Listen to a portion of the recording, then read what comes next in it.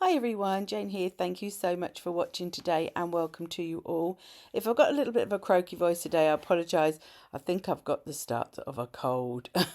So today I am going to be working in the Canson art book, which is the Saunders Waterford one.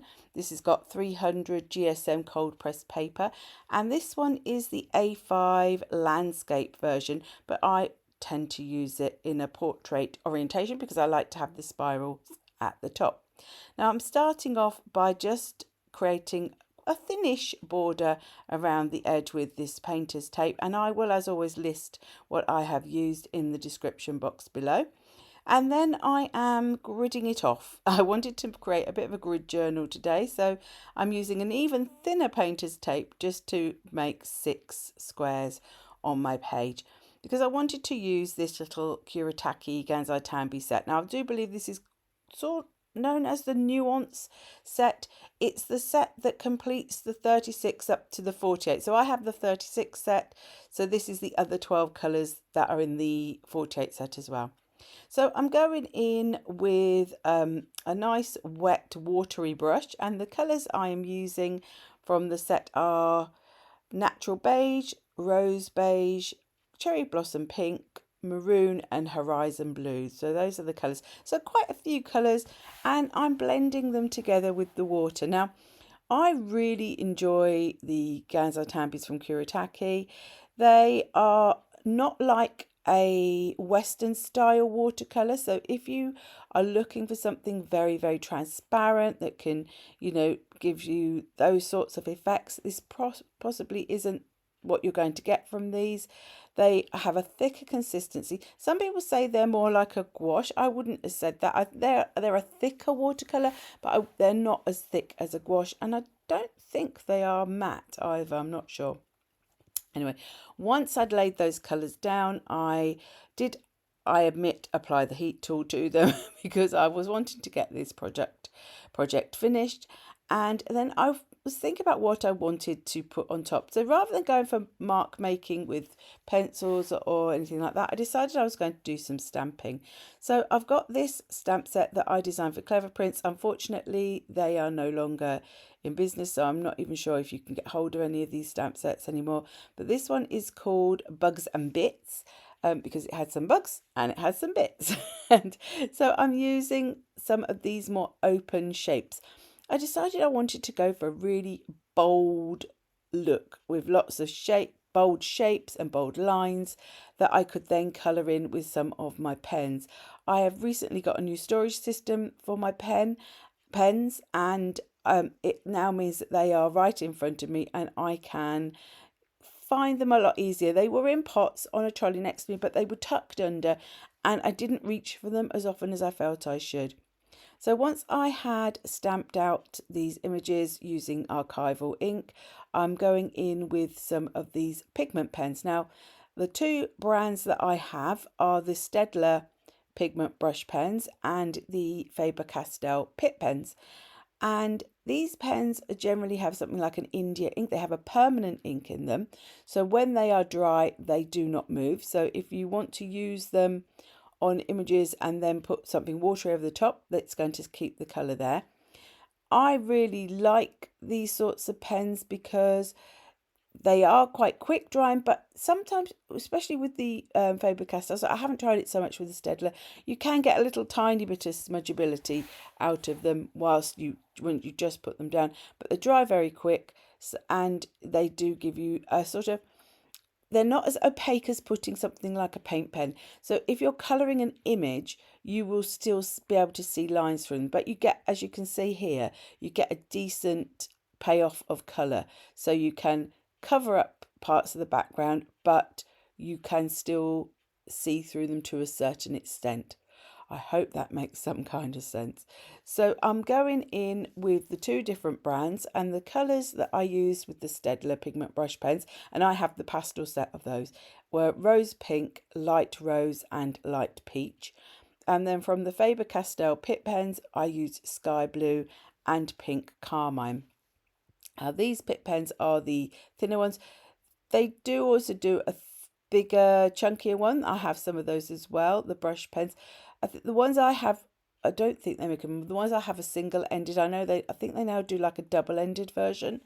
But you have to look out because they also do make water-based, like water reactive versions of their pens. So you need to check if you're wanting the ones that are permanent, then you need to check that that's what you're getting. Then once the images were coloured, I wanted to add in some nice bold lines as well. And so from the same stamp set, I didn't want to go in with black. I didn't want it to be as bold as the shapes. So I'm going in with the Versafine Clair in, I do believe it's Warm Breeze.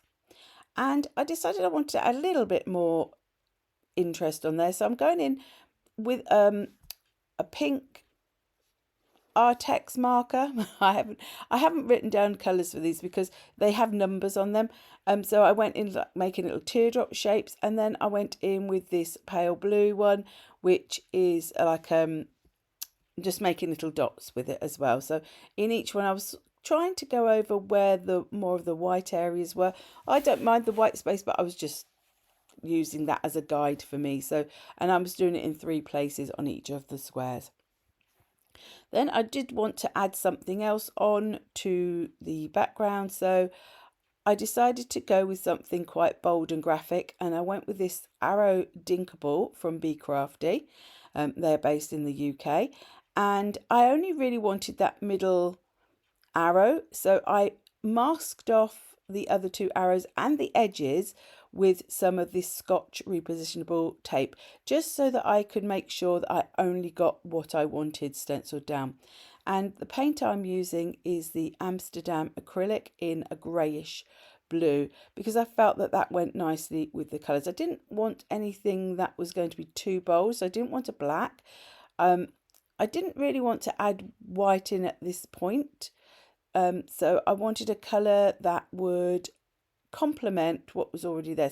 So harmonise, I think is the word I'm looking for, that would harmonise with what was already there. So in some of the squares, I'm going over 2 squares with the same stencil, and then towards the end, I'm just adding in little bits of like the tip of the arrow in different places. Now, I could have used all 3 arrows, but I just decided that for this particular occasion, it's not a massive area to be adding in. I didn't want to totally cover my background up, so I just went for that 1 arrow. Then once that was dry, and to be fair, acrylic paint does not take long to dry, I'm going in with my white Posca pen. This is the 1M, and I'm just adding little highlights into all of the shapes. There was no particular rhyme or reason for what side I put the highlight. I just put it wherever I feel like it, you know. I'm not trying to make it realistic. I'm just doing it to lift the design a little bit more, to give it a little bit more interest.